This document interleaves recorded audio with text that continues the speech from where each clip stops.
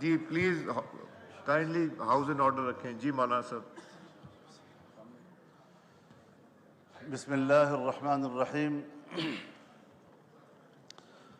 نحمده ونصلي على رسوله الكريم. اما بعد. بسم اللہ الرحمن الرحیم. نحمده ونصلي على رسوله الكريم. اما بعد. انتہائی قابل احترام جناب سردار ایاز صادق صاحب اور آپ کی وساطت سے معزز اراکین ایوان،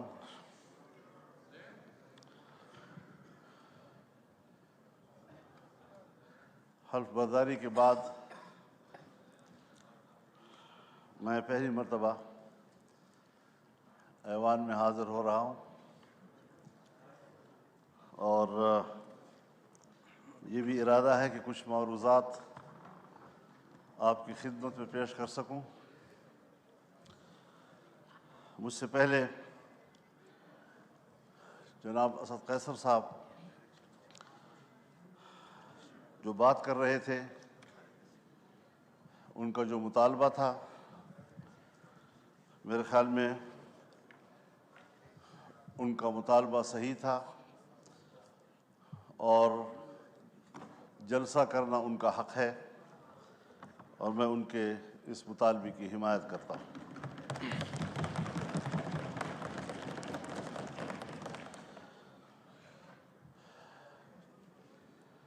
لیکن جناب اسپیکر،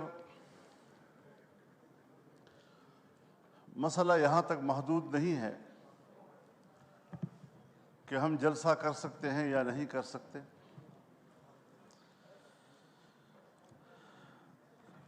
اس بات پر سنجیدگی سے غور کیا جائے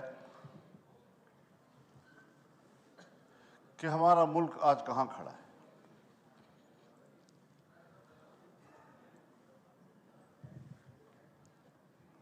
ہم نے یہ ملک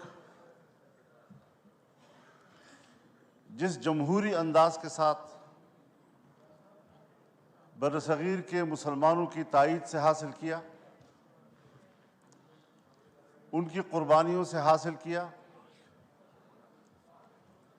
اس ملک کے قائم ہونے میں نہ بیوروکریسی کا کوئی کردار ہے اور نہ ہی اسٹیبلشمنٹ کا کوئی کردار. لیکن اس بات کو سوچا جائے کہ آج عوام کہاں کھڑے ہیں اور اسٹیبلشمنٹ کہاں کھڑی ہے. کیا وجہ ہے کہ مسلسل ایوان پر سوال اٹھایا جا رہا ہے، ہماری عوامی نمائندگی پر سوال اٹھائے جا رہے ہیں؟ کیا یہ عوام کے نمائندہ پارلیمنٹ ہے یا یہ اسٹیبلشمنٹ کا ترتیب دیا ہوا پارلیمنٹ ہے؟ اس سے کب نکلنا ہے ہم نے، یا مزید دھستے چلے جانا ہے؟ یہ ملک جس میں حکومت محلاتی سازشوں کی بنیاد پر بنتی تھی اور ٹوٹتی تھی،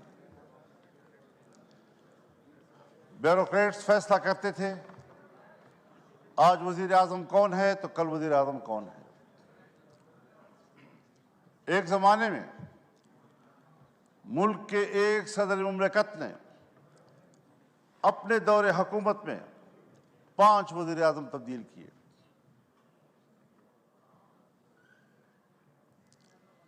بڑی مشکل کے ساتھ، عوام کی جدوجہد کے ساتھ اس ملک میں عام آدمی کو ووٹ کا حق ملا. پارلیمانی طرز حکومت پر اتفاق ہوا، الیکشن ہو گئے سن 1970 میں، جسے آج ہم بطور مثال پیش کرتے ہیں. لیکن انتخابات کو بطور مثال پیش کرنے کے بعد کیا اس کے نتائج پر بھی ہماری نظر ہے؟ جس کے نتیجے میں ملک 2 لخت ہو گیا. ہم پارا پارا ہو گئے. قائد اعظم نے جو قوم کو موٹو دیا تھا، اتحاد، تنظیم اور یقین محکم، وہ کہاں رہا؟ قائد اعظم کا پاکستان کہاں ہے آج؟ شاید تاریخ اس کے حقائق سے پردہ اٹھائے گا. تاریخ معاف نہیں کرتی کسی کو. تھوپا گیا سیاستدانوں پر، اور کردار جنرل آغا یحییٰ خان تھا. حکومت کو چلنے ہی نہیں دیا گیا. پھر ماشاء اللہ، پھر ہم کچھ سنبھلے تو پھر ماشاء اللہ. سوچنا یہ ہے کہ اسٹیبلشمنٹ ہمیں جو نتائج مرتب کر کے دے، جن کو یہاں پر بیٹھنے کے لیے فہرست میں نام شامل کرے، اس پر کب تک آپ سمجھوتے کرتے رہیں گے؟ کب تک ہم یہ سوچتے رہیں گے؟ بھیک مانگتے رہیں گے ان کے دروازوں پر بیٹھ کر؟ اور جو الیکشن ہوئے ہیں، ہمیں تو 2018 کے الیکشن پر بھی اعتراض تھا، آپ کو بھی اعتراض تھا، پیپلز پارٹی کو بھی اعتراض تھا، مسلم لیگ نون کو بھی اعتراض تھا، میرے بزرگ بیٹھے ہیں ان کو بھی اعتراض تھا. اس وقت بھی تو مینڈیٹ تقریباً وہی ہے، کچھ تھوڑا آگے پیچھے. اسی مینڈیٹ کے ساتھ اس وقت دھاندلی کیوں تھی اور اسی مینڈیٹ کے ساتھ آج دھاندلی کیوں نہیں ہے؟ حضرت مجھے شرم آتی ہے، شاید میں کچھ اپنی گفتگو میں ایسی باتیں کہوں جو آپ سمجھیں گے کہ میں تجاوز کر رہا ہوں، لیکن سیاسی آدمی اسے بات کرنی ہوتی ہے. سیاستدان معلومات کی بنیاد پر بات کرتا ہے. پبلک میں بات کرے، پارلیمنٹ میں بات کرے. خدا کرے یہ خبر غلط ہو، لیکن ہماری معلومات یہ ہیں کہ اس بار تو باقاعدہ اسمبلیاں بیچی گئی ہیں اور اسمبلیاں خریدی گئی ہیں. کون ان اسمبلیوں کو اور ان ایوانوں کو عوام کا نمائندہ پارلیمنٹ کہے گا؟ کس طرح ہمارا ضمیر مطمئن ہے یہاں پر بیٹھنے میں؟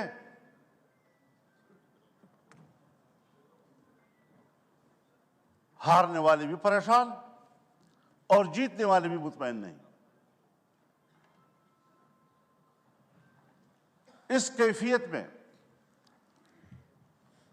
حکومت میں بیٹھی ہوئی جماعتیں جو ہمارے لیے محترم بھی ہیں، ہمارے ہم سفر رہے ہیں، ہم ان کے جد و جہد کی قدر کرتے ہیں، لیکن انہی کی جماعتوں کے اندر ان کے سینئر لوگ مجبور ہیں کہ وہ اپنی ہی مینڈیٹ کو مسترد کر رہے ہیں، اس پر اعتراضات اٹھا رہے ہیں. صرف اپوزیشن کی بات نہیں ہے. ہم دیکھ بھی رہے ہیں، ہم سن بھی رہے ہیں. تو جمہوریت آج کہاں کھڑی ہے؟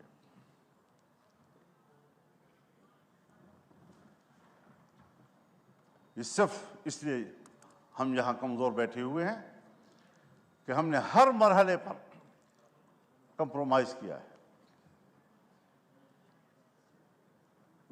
ہم نے اپنے اصول پہ سمجھوتے کیے ہیں. ہم نے اپنی جمہوریت بیچی ہے. ہم نے اپنے ہاتھوں سے اپنے آقا بنائے ہیں. اور جب ہم ہی اپنے ہاتھوں سے اپنے لیے آقا بنائیں گے، یہی ہوتی ہے آخرت کی نشانی۔ جب رسول اللہ صلی اللہ علیہ وسلم سے حضرت جبریل نے پوچھا کہ آپ قیامت کی علامات کے بارے میں بتائیں، تو آپ نے پہلی بات کی ان تلد الامۃ ربتہا، کہ مائیں اپنے لیے مالکائیں جلیں گی، یعنی بیٹیاں مالک بن جائیں گی اور ماں کو نوکر اور گھر کی مزدور کی طرح دیکھیں گی۔ اس مثال سے آپ خود سمجھ لیں کہ جو آپ کے ماتحت ہونے چاہیے تھی، جو آپ کے حکم پر چلنے چاہیے تھے، وہ آج ہمارے آقا اور ان کے حکم پر ہم چل رہے ہیں۔ ہم یہاں پر ایک قانون پاس نہیں کر سکتے۔ جناب اسپیکر صاحب، آپ گواہ ہیں، آپ گواہ ہیں، آپ کی پوری جماعت گواہ ہے۔ ہم نے ایک اجلاس میں ایک قانون سازی پہ بات کی، اس کے لیے کمیٹی بنی، وزیر قانون کے نگرانی میں میاں شہباز شریف صاحب نگرانی کر رہے تھے اوپر سے۔ ہمارا اتفاق ہوا دینی مدارس، ان کے وفاق، حکومت کے درمیان اس مسودے پر اتفاق ہو گیا۔ اتفاق رائے کے باوجود اسمبلی میں نہیں آ رہا، اس لیے کہ اجازت نہیں ہے۔ کرتے کرتے بالآخر اسمبلی میں آیا وہ، اور آیا تو خواندگی کے دوران روک دیا گیا اور پاس نہیں ہونے دیا۔ ہم پارلیمنٹ ہیں، ہم نے اس پہ اتفاق رائے کیا، اسمبلی تک میں لے آئے، پیش ہو گیا، پہلی خواندگی ہو گئی، اور بالآخر اس کو ڈراپ کرنا پڑا۔ اتنا ضرور ہمیں پتہ چل گیا، اور میں نے شہباز شریف صاحب سے کہا کہ ہمیں اتنا پتہ چل گیا ہے کہ قصور آپ کا نہیں ہے، کون رکاوٹ ہے ہمیں معلوم ہو جائے، بس اتنا ہی چاہیے تھا۔ ہم قانون سازی کا بھی اختیار نہیں رکھتے، ہم اپنی مرضی سے قانون بھی نہیں بنا سکتے۔ اس پارلیمنٹ کی رکنیت پر ہم فخر کرتے ہیں اور ہم سمجھتے ہیں وی آئی پی بن گئے۔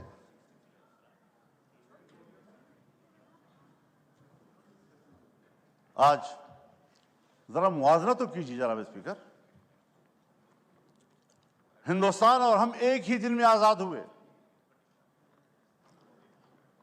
15 اگست 1947 کو صبح 8 بجے دلی میں لارڈ ماؤنٹ بیٹن نے انڈیا کے گورنر جنرل کا حلف اٹھایا، اور کراچی میں قائد اعظم محمد علی جناح نے حلف اٹھایا۔ ایک ہی دن ہم آزاد ہوئے۔ آج وہ دنیا کی سپر طاقت بننے کے خواب دیکھ رہا ہے، اور ہم دیوالیہ پن سے بچنے کے لیے بھیک مانگ رہے ہیں کہ ڈیفالٹ نہ ہو جائیں ہم لوگ۔ یہ کس کے ہاتھوں، کون ذمہ دار ہے اس کا؟ گھومتے پھرتے پھر آئے گی بات، سیاستدان ذمہ دار ہے، حکومت ناکام ہے۔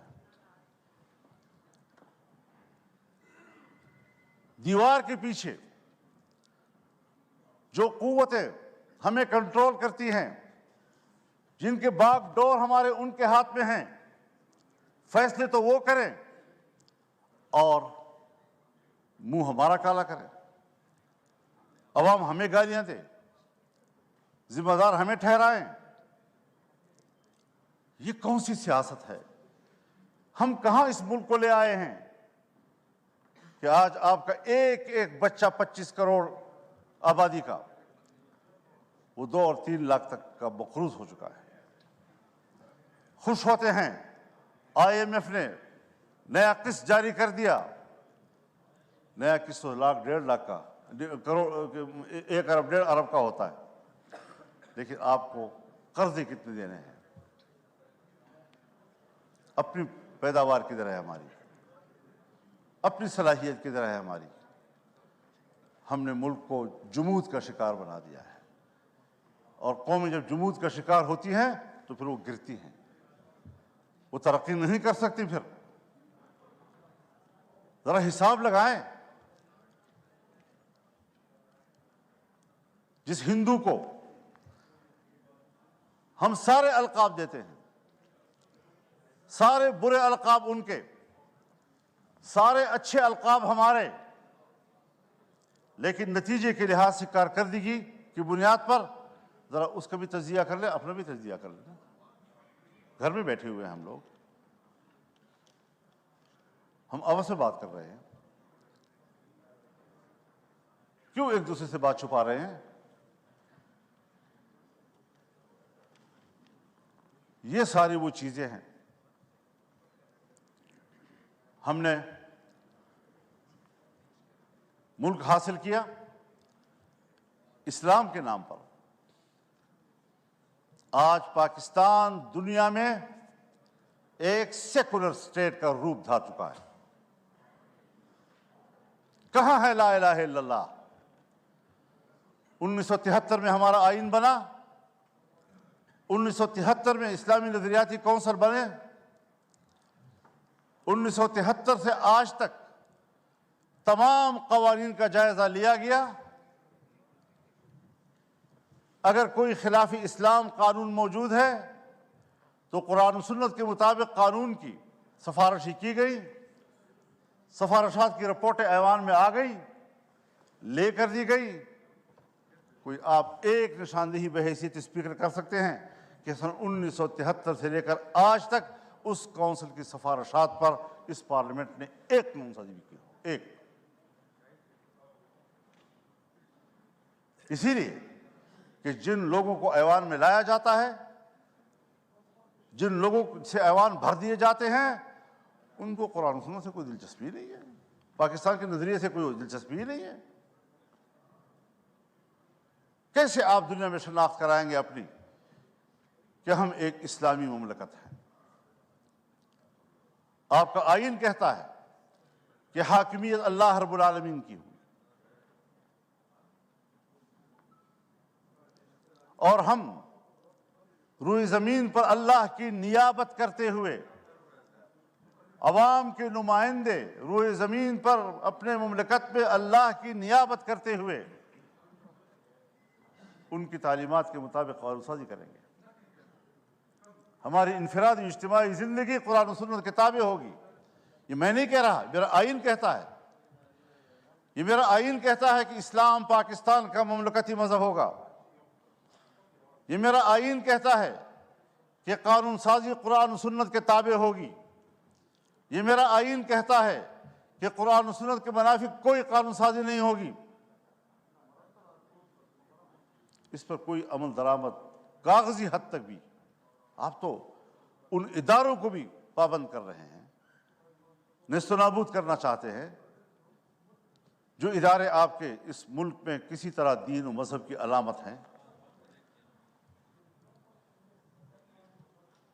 ان کو آپ معاشرے کا مین سٹریم ہی نہیں سمجھتے۔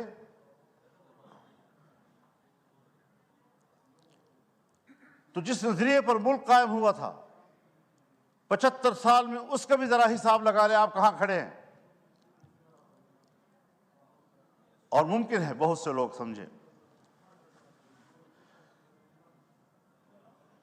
کہ مذہب نہیں ہے تو کوئی چیز نہیں، کوئی مسئلہ ہی نہیں ہے۔ لیکن بہت سے لوگ ہیں جو جمہوریت کی بات تو کرتے ہیں، مذہب کی بات بھلا نہ کریں، جمہوریت کی بات تو کرتے ہیں۔ تو ہم سب مل کر سوچیں ذرا کہ جمہوریت کدھر ہے ہماری؟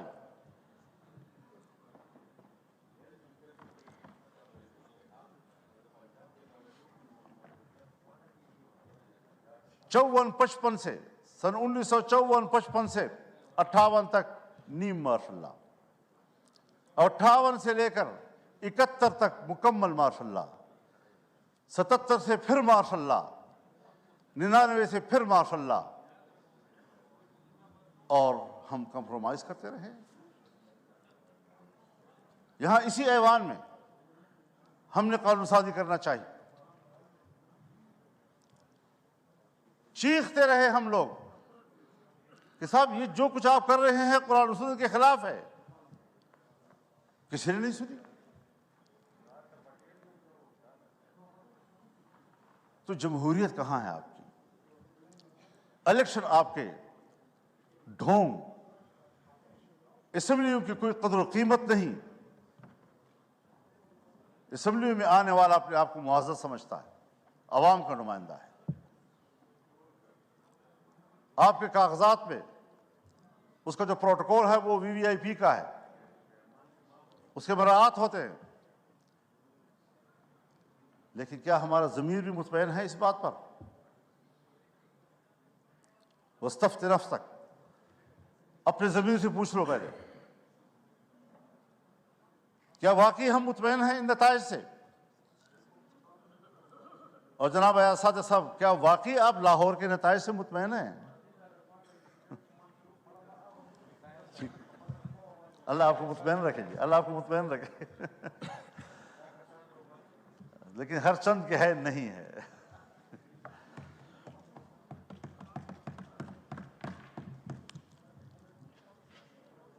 معیشت کی کیا صورتحال رکھتی ہے؟ قرضوں پہ ہم زندگی گزار رہے ہیں، اپنے وسائل کے قریب تک نہیں جاتے،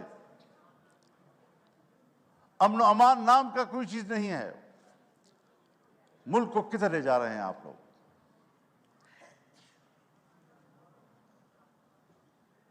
آپ آئیں ذرا لاہور سے ذرا سفر کریں اور آئیں ذرا، میں آپ کو دعوت دینا چاہوں گا ڈیرہ اسماعیل خان میں، ٹانک میں، وزیرستان میں، لکی مروت میں، باجوڑ میں۔ آپ وہاں آ کر ذرا دیکھ تو لیں کہ ہماری وہاں کیا حالت ہے۔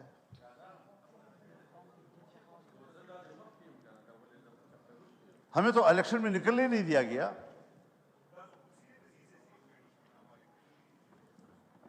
ایک طرف طالبان کی طرف سے اعلان ہوتا تھا کہ ہم الیکشن میں کوئی کارروائی نہیں کریں گے، دوسری طرف ہمیں دھمکیاں ملتی تھی،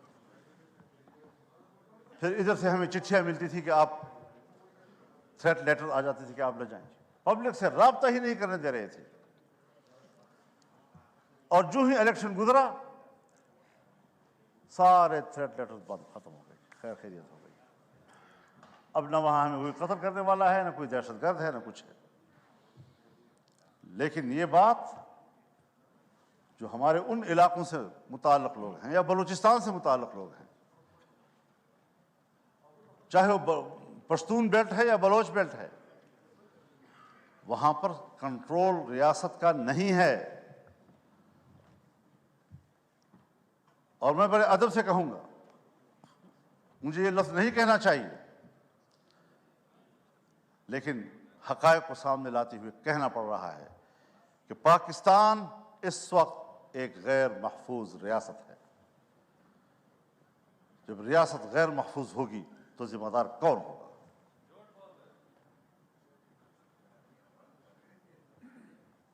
دہشت گردی کے خلاف لڑنے کی پالیسی بنائی جنرل مشرف صاحب کے دور میں، جو امریکہ نے کہا وہ ہم پہ مسلط کر دیا گیا، اور آج تک اس پالیسی میں کوئی فرق نہیں آ رہا۔ آپریشنز ہوئے، طالبان کا خاتمہ کر دیا، دہشت گرد ختم ہو گئے، آج اس سے کئی گنا طاقتور بن کر کیسے آ گئے؟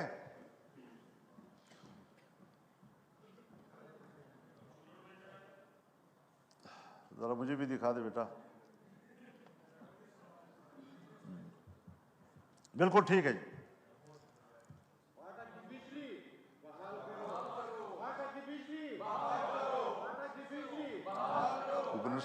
جی مولانا صاحب، جی مولانا صاحب، بس وہ بولی دا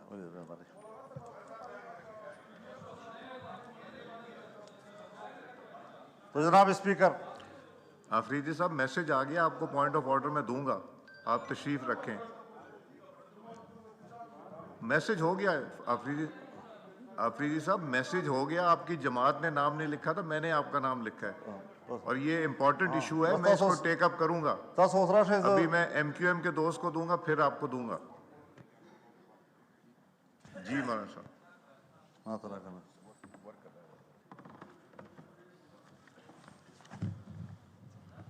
یہ جو بات یہاں کی جا رہی ہے جناب اسپیکر، یہ میرے پوائنٹس میں لکھی ہوئی ہے، اور آج بھی مولانا مصباح الدین صاحب میرے پاس تشریف لائے.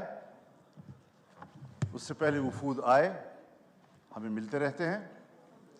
یقین جانیے ان کی زندگی جانوروں سے بھی بدتر گزر رہی ہے. نہ زندگی محفوظ ہے، نہ ان کو روزگار مل رہا ہے، بجلی بھی نہیں ہے. کیسے وہ زندگی گزار رہے ہیں آپ اندازہ نہیں لگا سکتے ان کا. میرے بھی موقع دینا چاہیے. جی مولانا مصباح الدین صاحب کو پھر آپ موقع دیں گے. جی تو صورتحال آج یہ ہے کہ امن و امان کدھر ہے آپ کا. مغرب کے بعد آپ کے تھانے بند ہو جاتے ہیں، مغرب کے بعد پولیس چوکیاں بند ہو جاتی ہیں، آپ کی ساری پولیس محفوظ پناہگاہوں میں چلی جاتی ہے، اور مسلح گروپ جو ہے وہ کنٹرول لے لیتے ہیں پورے علاقے کا. کیا اس پر کبھی غور ہوا ہے؟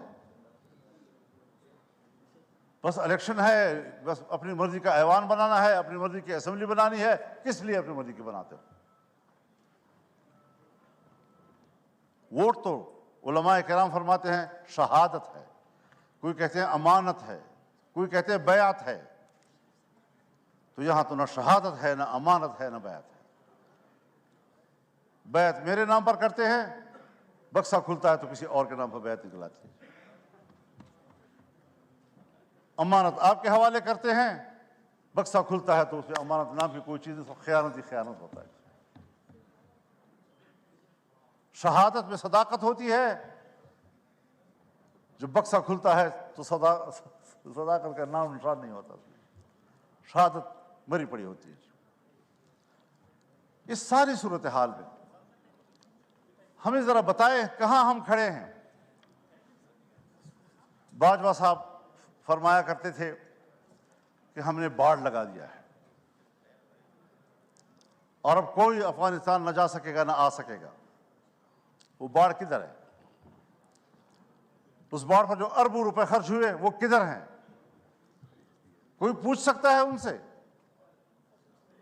اور 30-40 ہزار نوجوان یہاں سے کیسے گئے ادھر؟ 20 سال وہاں لڑے، باڑ بھی لگ گیا تھا، پھر وہ اس سے بڑھ کر طاقتور بن کر کیسے واپس آئے؟ افغانستان سے آپ ضرور گلہ کریں کہ ہم نے جن کو پکڑا ہے، جن کو مارا ہے، اس میں افغانی نیشنل بھی ہیں. بالکل گلہ کریں آپ ان سے کہ ان کی سرزمین سے کیسے لوگ ادھر آئے. ان سے کوتاہی ہوئی کہ انہوں نے اپنے سرحد پر ان کو کنٹرول نہیں کیا. لیکن آپ بھی تو سرحد پہ بیٹھے ہیں، آپ کیوں نہیں روک سکے ان کو؟ کیسے مجھ تک رسائی کی اور مجھ پر حملہ کر دیا؟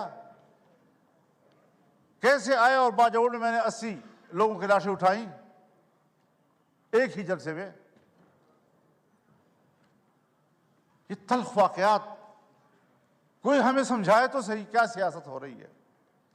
میرے خیال میں اصول ایک ہی ہے، وہی اصول جو امریکہ نے اپنایا ہے کہ اسلامی دنیا میں اور کمزور دنیا میں دہشت گردی اور عسکریت پیدا کرو، اور جہاں پر کوئی ایسی عسکریت پیدا ہوگی وہاں پر امریکہ کو اپنی فوجیں لے جانے کا جواز حاصل ہوگا. دہشت گردی اس کی ضرورت ہے. اسلامی دنیا پر اپنی گرفت مضبوط کرنا، اسلامی دنیا میں فوجیں اتارنا. آج تمام عرب ممالک کے اندر امریکی فوجیں موجود ہیں، کہیں پر 5000، کہیں پر 3000، کہیں پر 2000، کہیں پر 1000، کہیں پر 500. کوئی بھی ملک ایسا نہیں ہے عرب دنیا کا کہ جس کے اندر ان کے فوج موجود نہ ہو، جن کے سمندر میں ان کے بیڑے موجود نہ ہو. پوری اسلامی دنیا کو کنٹرول کر رہا ہے. کیا مطلب؟ میں تو امن کے لیے جا رہا ہوں، انسانی حقوق کے لیے جا رہا ہوں۔ کون سے انسانی حقوق؟ وہ انسانی حقوق جو گوانٹانامو میں ہمیں نظر آئے، جہاں تم نے مسلمانوں کو برہنہ کر کے بند کوٹریوں میں پھینکا، جن کے برف کے تودوں کے اوپر ان کو لٹا کر ان کے اوپر بیٹھ کر سگریٹ پیتے رہے۔ آج بھی بگرام اور شبرغان کے عقوبت خانے ان کے خون سے لت پت ہیں، گواہیاں دے رہے ہیں کہ یہاں کیا مظالم کیے انہوں نے۔ ان کے سامنے قرآن کریم کی تذلیل کی گئی۔ کوئی ہے جو اس پہلو پر بھی بات کر سکے؟ بس یہ دہشت گرد، یہ دہشت گرد، یہ دہشت گرد، اور اس کے مقابلے میں اس سے بڑھ کر دہشت گردی ہو رہی ہے اور کوئی ان کو روکنے والا نہیں ہے، نہ اس کو کوئی بات کرنے والا ہے۔ عراق میں کیا کیا گیا؟ ابو غریب جیل میں کیا زندہ انسانوں پر ننگا کر کے ان پر کتے نہیں چھوڑے گئے اور کتوں سے ان کے جسم کو نہیں نوچا گیا؟ یہ ہیں ان کے انسانی حقوق۔ اسلامی دنیا کو توڑنا، ملکوں کو تقسیم کرنا اور انسانی حق کی بنیاد پر وہاں جانا۔ آج فلسطین میں کیا ہو رہا ہے؟ اکتوبر سے لے کر اب اپریل ختم ہو رہا ہے، 40,000 سے زیادہ غزہ اور خان یونس کے مسلمان شہید ہو چکے ہیں۔ یہ بچے ہیں، یہ خواتین ہیں، یہ بے گناہ شہری ہیں، یہ جنگجو نہیں ہیں۔ جنگجو سے مقابلہ کرو، وہ آپ کے ساتھ لڑنے کے لیے تیار۔ سب سے زیادہ بچے جو ان دنوں میں شہید ہوئے ہیں وہ غزہ کے ہیں۔ کوئی مسلمان ہے حکمران جو اس کے لیے کوئی آواز اٹھائے؟ اور پھر امریکہ اور برطانیہ اور یورپ انسانی حقوق کی بات کرے، جن کے ہاتھوں سے انسانیت کا خون ٹپک رہا ہے۔ انسانیت کا خون ٹپک رہا ہے اور انسانی حقوق کے علمبردار۔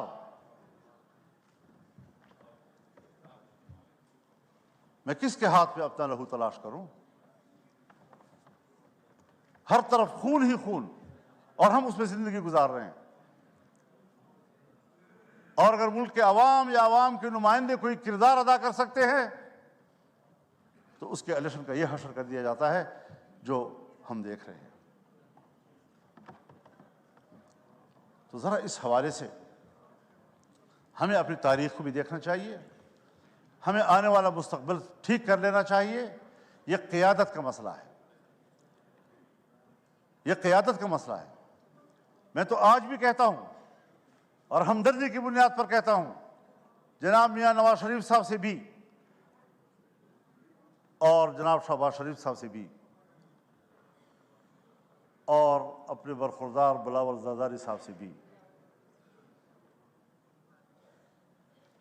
کہ عوام کے لوگ ہو، چلو اکٹھے عوام میں جاتے ہیں، چھوڑو اس اقتدار کو، آئیں ادھر بیٹھیں، اور اگر واقعی larger group P T I ہے دے دو ان کو حکومت۔